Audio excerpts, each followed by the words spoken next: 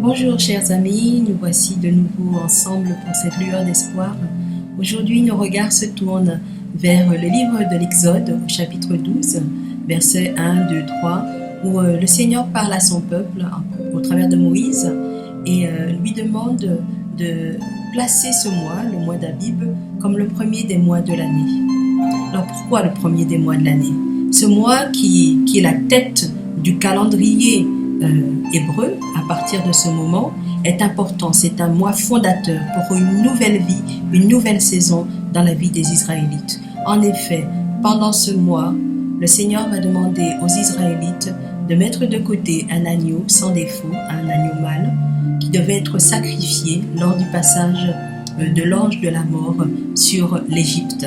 Donc, ayant sacrifié l'agneau, il devait mettre le sang de cet agneau sur le linteau des portes et ainsi, ils étaient protégés du passage de l'ange de la mort sur l'Égypte, cet ange qui a tué les premiers-nés mâles en Égypte.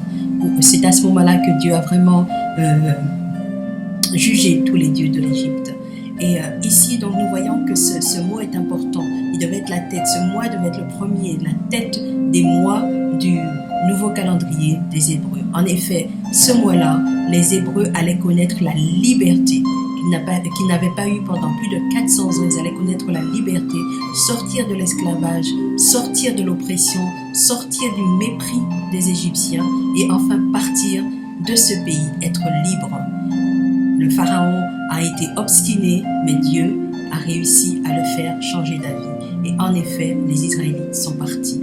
Et nous bénissons Dieu pour cela, parce que si nous faisons une analogie de ce chapitre, Exode chapitre 12, avec la venue de notre Seigneur Jésus et particulièrement son sacrifice à la croix, nous voyons ici que l'agneau de Dieu a vraiment été immolé pour nos péchés.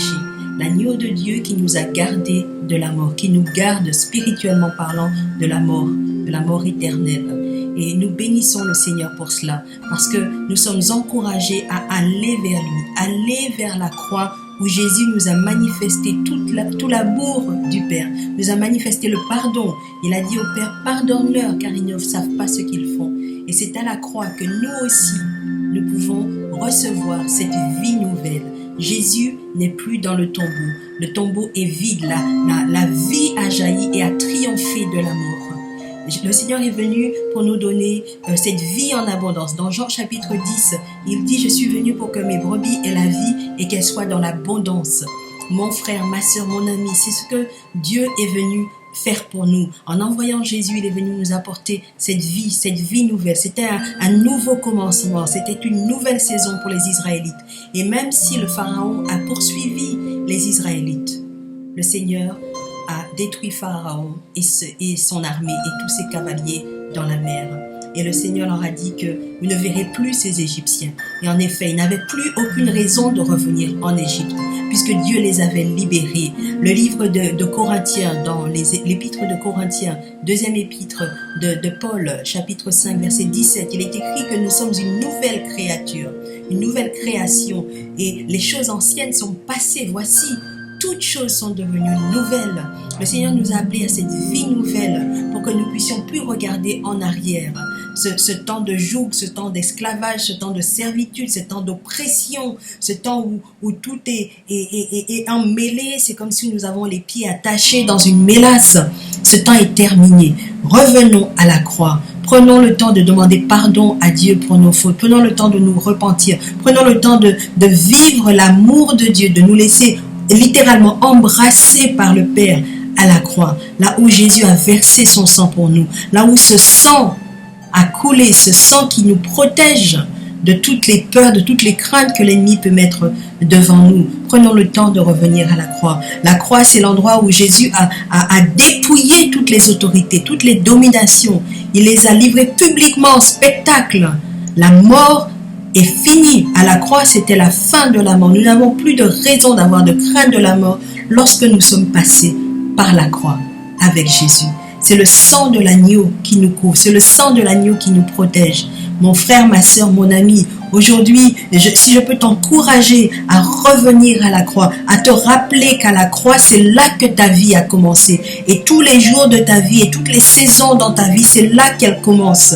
à la croix. Le sang de Jésus a coulé pour que tout ce passé de ténèbres, ce passé d'échec puisse être annihilé, anéanti. Jésus est venu pour que nous ayons la vie. Il dit dans la synagogue de Nazareth, l'Esprit du Seigneur, l'Éternel est sur moi, parce que l'Éternel m'a oint. C'est pour panser les cœurs brisés, c'est pour délivrer ceux qui sont captifs, c'est pour annoncer une année de la faveur de l'Éternel. C'est pour ça que nous avons reçu cette onction. Et lorsque nous pensons à la Pentecôte, c'est aussi à ça que nous devons penser. Que cette onction, elle est là pour que les captifs soient libérés, pour que les prisonniers puissent sortir des prisons, pour que les chaînes soient brisées, pour que les cœurs brisés puissent être consolés, restaurés, requinqués, réparés. Mon frère, ma soeur, aujourd'hui il y a de l'espoir, il y a de l'espoir dans le Seigneur. Revenons à la croix, revenons là où nous savons que nous allons recevoir cet amour, là où nous savons que nous allons recevoir ce pardon, là où nous savons que la clé de ce cadenas qui nous enchaîne est là. Cette clé va ouvrir ce cadenas qui nous enchaîne. Revenons à l'Éternel, qui ne se lasse pas de pardonner. Mon frère, ma soeur, mon ami, c'est à la croix que tu as la vie, c'est à la croix que tu as la vie. Donc reviens à Jésus. Et si tu ne connais pas le Seigneur, sache que l'agneau de Dieu qui ôte le péché du monde a laissé couler son sang pour toi, pour que ce sang puisse te protéger de tous les fléaux, quels qu'ils soient. Et en ce moment, on en a des fléaux, on en a des plaies sur la terre dans ce monde. On en a besoin. On a besoin de revenir à ce premier mois, à ce mois où Dieu a tout mis en route pour son peuple, où il a mis de nouvelles lois ensuite pour le peuple hébreu. C'est la loi de l'amour que Jésus est venu nous apporter, la loi de l'amour. Aimez-vous les uns les autres. Aimez-vous les uns les autres. Aime le Seigneur ton Dieu de tout ton cœur, de toute ton âme. Ce que tu ne veux pas pour toi, alors ne le fais pas pour ton prochain. C'est la loi de l'amour que le Seigneur est venu nous apporter. La loi du pardon. La loi qui libère. C'est le pardon qui nous libère. S'il y a quelque chose, une amertume, une rancune que tu as dans le cœur, laisse tomber.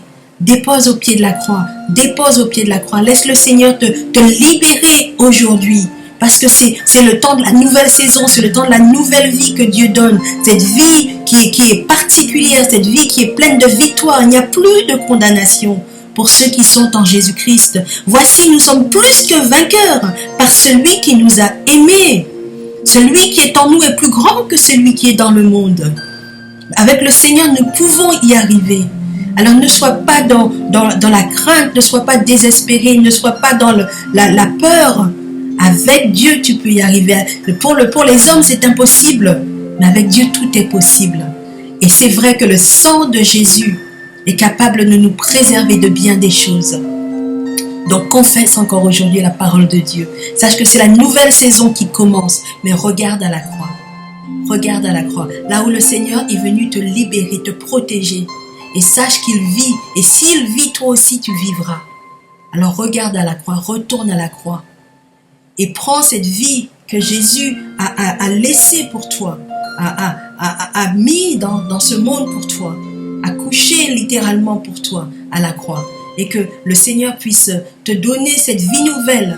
Jésus n'est plus dans le tombeau est vide, la lumière a jailli.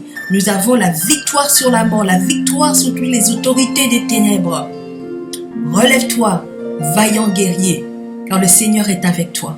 Sois béni mon frère, sois béni ma soeur. Et mon ami, viens à Jésus. C'est lui qui libère, c'est lui qui donne la victoire. C'est lui qui donne la vie éternelle. Cette vie nouvelle où les choses anciennes sont passées. On n'a plus à regretter les fautes que l'on a faites parce qu'on est pardonné, on est libéré, on est soulagé, on est guéri à 100%. Que Dieu te bénisse.